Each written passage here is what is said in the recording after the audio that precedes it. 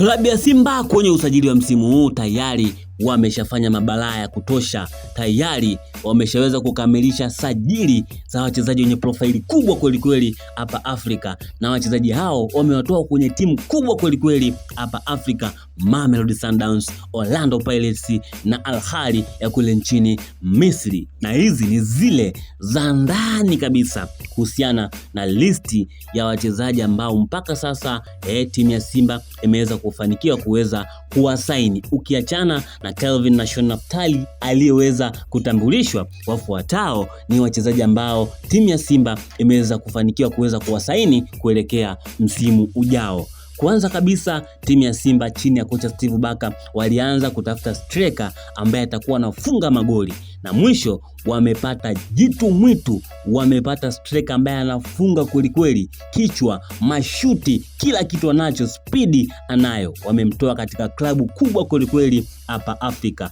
wamemtoa South Africa kwenye klabu ya Mamelodi Sundowns, anakwenda kwa jina la Peter Shalulile au unaweza kumuita Peter Shah, mchezaji bora kabisa kutoka katika nchi ya Namibia.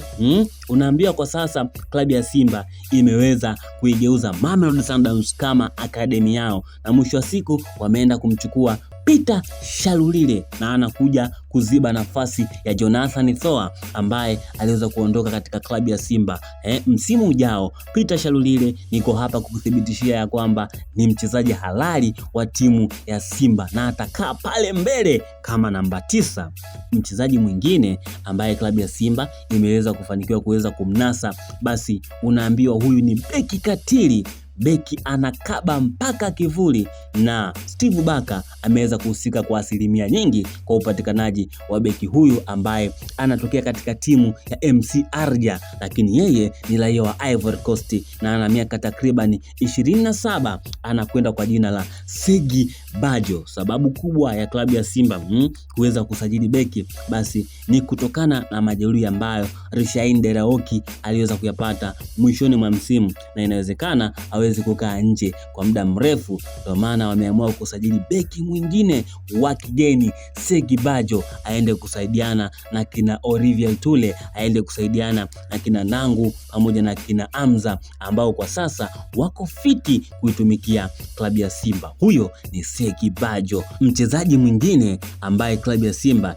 imeweza kukamilisha usajili wake basi ni kutoka pale pale tena South Africa kwenye klabu pendwa kabisa, klabu ya Stellenbosch FC iliyokuwa inanolewa na kocha Steve Barker. Anakwenda kwa jina la Keleso Makugwala. Keleso Makugwala, South Africa kabisa huyu, bonge moja la winga, na unaambiwa kwenye kile kinyang'anyiro cha MVP kule nchini South Africa basi yupo kutokana na yeye kuweza kutoa assist 13 na kuweza kufunga magoli 4 kwenye ligi ngumu ya South Africa, ligi ya PSL. Msimu ujao Keleso Makugwala ni mwekundu. Msimu ujao Keleso Makugwala atawatesa wapinzani mpaka hakikishe wanaacha ndala. Huyo ni Keleso Makugwala, anajiunga na klabu ya Simba.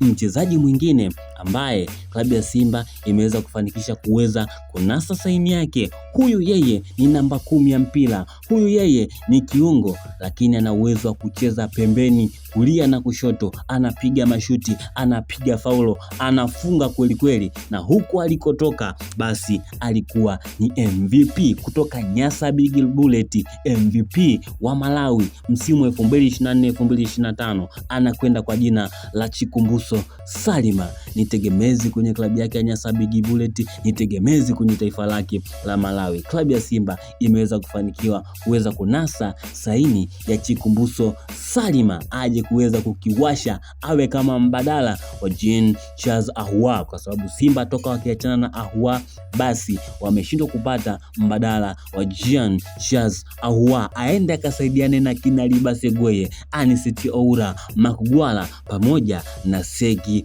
Bajo. Mchezaji huyu ashajiunga na klabu ya Simba no doubt. Hao ni wachezaji ambao mpaka sasa klabu ya Simba imeweza kuwasajili, bado tu kuwatangaza kama ambavyo walichokifanya kwa Kelvin na Shon Naftali. Mimi sina ziada.